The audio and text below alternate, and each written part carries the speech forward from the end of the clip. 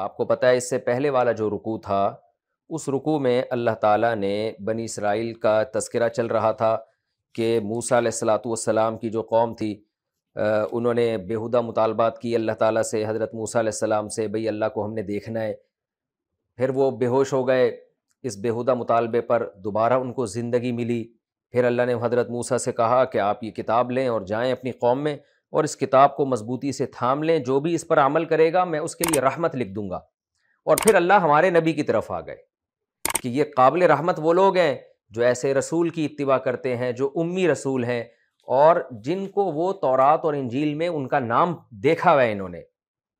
کہ محمد صلی اللہ علیہ وسلم، احمد کے نام سے آپ صلی اللہ علیہ وسلم کا نام احمد بھی تھا، محمد بھی تھا، تو لکھا ہوا پاتے ہیں تورات اور انجیل میں کہ محمد صلی اللہ علیہ وسلم آخری نبی ہیں جو آئیں گے. تو اسی نبی پر یہ لوگ ایمان لے کر آتے ہیں. جو نبی ان پر پاکیزہ چیزوں کو حلال کرتے ہیں، خبائث کو حرام کرتے ہیں. تو یہ ساری صفات چل رہی تھی پیغمبر صلی اللہ علیہ وسلم کی. پھر وہ لوگ جنہوں نے نبی کی مدد کی، نبی صلی اللہ علیہ وسلم کو طاقت بخشی، یہی لوگ کامیاب ہیں. اب ایک اشکال ہو سکتا تھا کہ موسیٰ علیہ السلام جیسے ایک خاص قوم کے نبی تھے، بنی اسرائیل کے نبی تھے، تو ایسا تو نہیں ہے کہ محمد صلی اللہ علیہ وسلم جن پر ایمان لانے کی ترغیبات دی جا رہی ہیں حضرت موسیٰ کے واقعہ کے ضمن میں، تو ایسا تو نہیں ہے کہ یہ بھی عربوں کے ساتھ خاص ہیں اور عرب کو خطاب کیا جا رہا ہے اور ارض حجاز کو خطاب کیا جا رہا ہے. اس کا جواب اللہ نے دے دیا کہ نہ نہ نہ ایسا نہیں ہے. قل، اے نبی آپ کہہ دیجئے، یا ایھا الناس، اے لوگو، انی رسول اللہ، میں اللہ کا بھیجا ہوا قاصد ہوں، الیکم، تم سب کی طرف. یعنی الیکم کا معنی تمہاری طرف، اس میں تمام انسان ویسے ہی آ گئے ہیں، کیونکہ یا ایھا الناس کے لفظ میں یا ایھا العرب نہیں ہے، یا اہل حجاز نہیں ہے کہ اہل حجاز، بلکہ اس میں کیا ہے، اے لوگو. تو اس میں تاکید کی ضرورت ہی نہیں تھی. تو اللہ نے فرمایا یا ایھا الناس، اے تمام لوگوں. پھر جمیعاً میں اس کوئی مزید تاکید کر دی کہ کوئی اس لفظ کی تعویل نہ کر سکے، بھئی یا ایھا الناس سے تو عرب لوگ مراد ہیں. تو اللہ نے فرما دیا جمیعاً، تم سب کی طرف میں پیغمبر بنا کے بھیجا گیا ہوں. اور علماء نے لکھا ہے ضمناً اس میں جنات بھی داخل ہیں. ان کا تذکرہ اس لیے نہیں کیا کہ انسان اشرف المخلوقات ہے، اور اکثر جگہ پہ جو ہے نا جہاں انسان کا لفظ ہوگا تو وہاں جنات اس کے ماتحت ہو کے اس میں داخل ہوں گے، کیونکہ جنات انسانوں کے ماتحت ہیں. یہی وجہ ہے کہ آپ دیکھ لیں جتنے فرقے انسانوں میں ہوتے ہیں وہ سارے فرقے جنات میں ہوتے ہیں. اس سے پتہ چلتا ہے کہ جنات میں الگ سے کوئی پیغمبر نہیں آیا، جیسے جنات کے پیغمبر انسانوں کے ہوتے ہیں جیسے محمد صلی اللہ علیہ وسلم، تو اسی طرح جنات کے علماء بھی انسانوں کے علماء ہوتے ہیں. یعنی جنات انسانوں سے ہی سیکھتے ہیں، روحانیت انسانوں سے سیکھتے ہیں وہ. اور تبھی سارے فرقے، سارے مذاہب، حتیٰ کہ جتنے کسی مذہب میں فرقے ہوتے ہیں نا انسانوں میں، وہ تمام فرقے جنات میں پائے جاتے ہیں. جنات میں آپ کو دیوبندی بھی ملیں گے، اہل حدیث بھی ملیں گے، آپ کو بریلوی بھی ملیں گے، شیعہ بھی ملیں گے، قادیانی بھی ملیں گے، ہندو بھی ملیں گے، سکھ بھی ملیں گے، عیسائی بھی ملیں گے.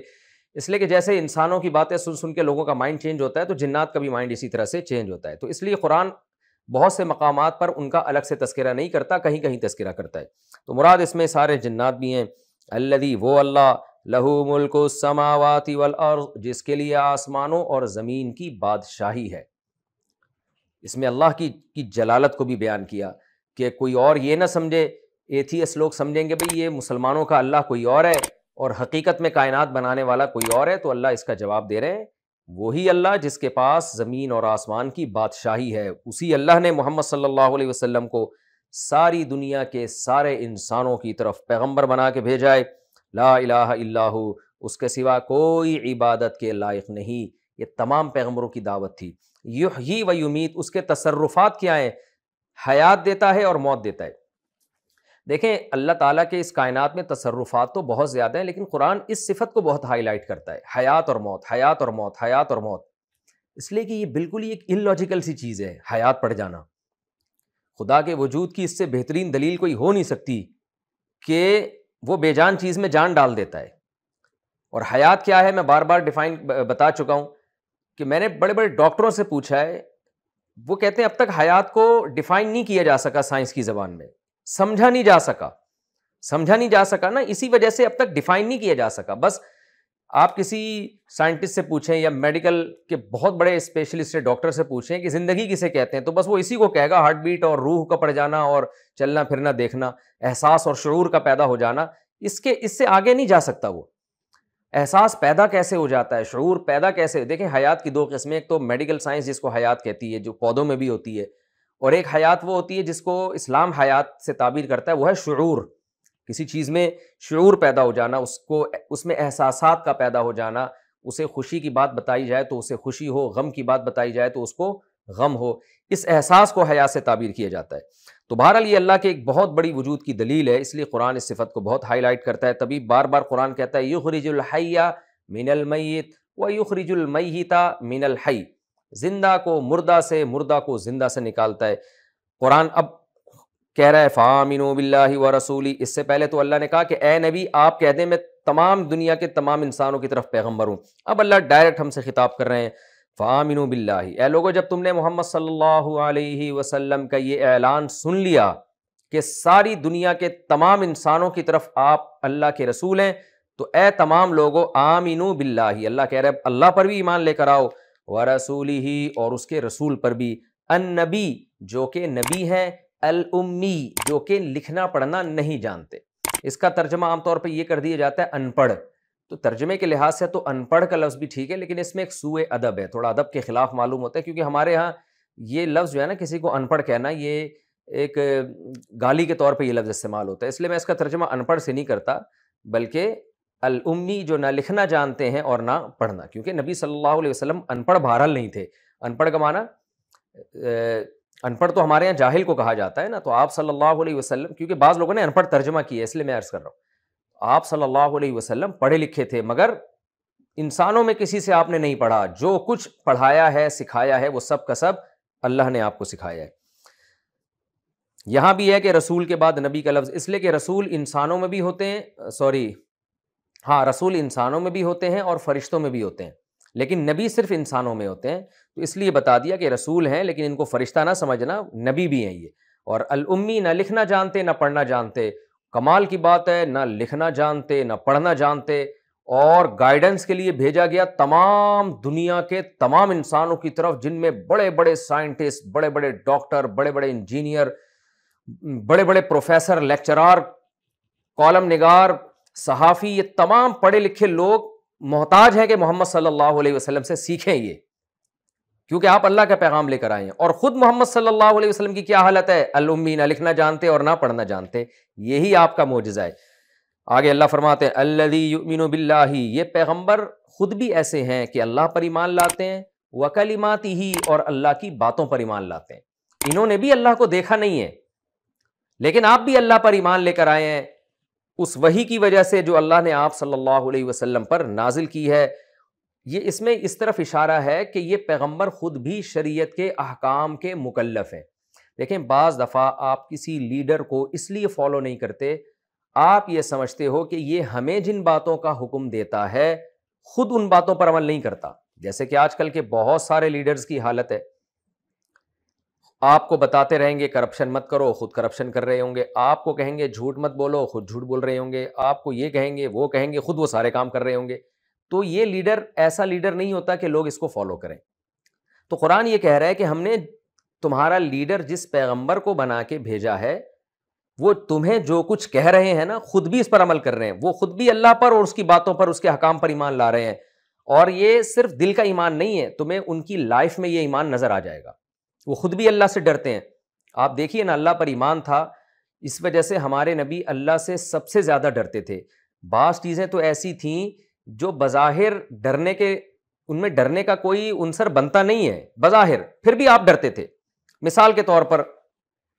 نبی صلی اللہ علیہ وسلم کی صحیح حدیث ہیں، حضرت عائشہ فرماتی ہیں اور بہت سارے صحابہ کہ مطلع جب ابر آلود ہوتا تھا، کالی گھٹا آتی تھی، آپ صلی اللہ علیہ وسلم خوف زدہ ہو جاتے، نماز میں مشغول ہو جاتے، اللہ سے دعائیں مانگنے لگتے کہ اللہ تو نے تو وعدہ کیا ہے میں جب تک ان لوگوں میں ہوں گا تو اپنا عذاب نازل نہیں کرے گا۔ دیکھیں یہ کیسی خوف کی کیفیت تھی، حالانکہ عرب میں بادل تو ہمیشہ سے آتے رہے ہیں، بارشیں ہمیشہ سے برستی رہی ہیں، اور اللہ نے آپ سے وعدہ بھی کیا ہے کہ آپ کے ہوتے ہوئے میں اس قوم کو ہلاک نہیں کروں گا، پھر بھی خوف کا غلبہ کتنا ہے کہ ایک نیچرل چیز ہے، جس میں عذاب کا بظاہر کوئی عنصر نہیں ہے، پھر بھی آپ صلی اللہ علیہ وسلم خوف زدہ ہو رہے ہیں، یہ اس کی علامت ہے کہ آپ کا جس اللہ کی طرف آپ لوگوں کو دعوت دے رہے ہیں اس پر آپ کا جتنا ایمان ہے کسی اور کا اتنا ایمان نہیں ہے، آپ کو ہر وقت خوف ہے کہ کہیں اللہ ہم پر عذاب نازل نہ کر دے۔ سورج جب گرہن ہوتا آپ صلی اللہ علیہ وسلم خوف زدہ ہو جاتے،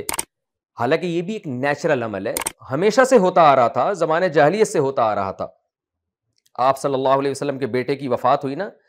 جس دن سورج گرہن ہوا تو لوگوں نے کہا کہ یہ سورج اس دن گرہن ہوتا ہے جس دن کسی بڑے آدمی کی موت واقع ہو، کوئی بڑی شخصیت دنیا سے گئی ہو، تو چونکہ محمد صلی اللہ علیہ وسلم کے بیٹے کی وفات ہوئی ہے اس لیے سورج گرہن ہوا۔ آپ صلی اللہ علیہ وسلم تشریف لائے، فرمایا نا نا نا نا نا لا ينکسفان بموت احدہما، آپ صلی اللہ علیہ وسلم نے فرمایا کہ الشمس والقمر آیتان من آیات اللہ، سورج اور چاند اللہ کی نشانیوں میں سے ہیں، لا ينکسفان بموت الاحد او کما قال صلی اللہ علیہ وسلم، کہ یہ کسی کے مرنے پر یا کسی کے پیدا ہونے پر گرہن نہیں ہوتے، یہ اللہ کی نشانی ہے، اللہ اپنے بندوں کو دکھاتا ہے اپنی نشانیاں، لہذا جب تم دیکھو سورج اور چاند گرہن ہو رہے ہیں تو اللہ کی طرف رجوع کرو۔ تو آپ خوف زدہ، کیونکہ جب بھی کائنات میں کوئی ایسا واقعہ ہوتا جو ایک عام معمول سے ہٹ کے ہوتا، چاہے وہ نیچرلی کیوں نہ ہو، تو آپ دیکھیں عام آدمی تو کہے گا نیچرل ہے، لیکن آپ صلی اللہ علیہ وسلم خوف زدہ ہو جاتے کہ کہیں ایسا تو نہیں ہے کہ اللہ کوئی اور اپنی قدرت دکھانا چاہ رہا ہو یا اس کائنات کو تباہ کرنا چاہ رہا ہو یا ہم پہ ہمارے گناہوں کی وجہ سے، خطاؤں کی وجہ سے ہمیں سزا دینا چاہ رہا ہو۔ اور آپ کیوں ڈرتے تھے ان باتوں سے؟ اس لیے ڈرتے تھے کہ آپ قرآن میں پڑھ چکے تھے، لوگوں کو بتا چکے تھے کہ جب قوم عاد پر عذاب آیا ہے فَلَمَّا رَأَوْهُ عَارِضًا مُسْتَقْبِلَ أَوْدِيَتِهِمْ قَالُوا هَذَا عَارِضٌ مُمْطِرُنَا، بادل منڈلاتے ہوئے آئے نا تو نبی نے بتایا کہ عذاب آ رہا ہے، تو وہ قوم کہنے لگی یہ تو بادل ہے جو برسے گا، یہ تو نیچرل عمل ہے، یہ تو ہوتا ہے، بادل آتے ہیں بارشیں ہوتی ہیں۔ تو ہمارے نبی ڈرتے تھے اس بات سے کہ جیسے قوم عاد اس کو ایک نیچرل کہہ کے بے خوف ہو گئے لیکن اس پہ پتھروں کا عذاب نازل ہوا، تو ہم بھی اس عمل کو نیچرل سمجھ رہے ہیں، لیکن ایسا نہ ہو کہ یہ اللہ کا عذاب ہو۔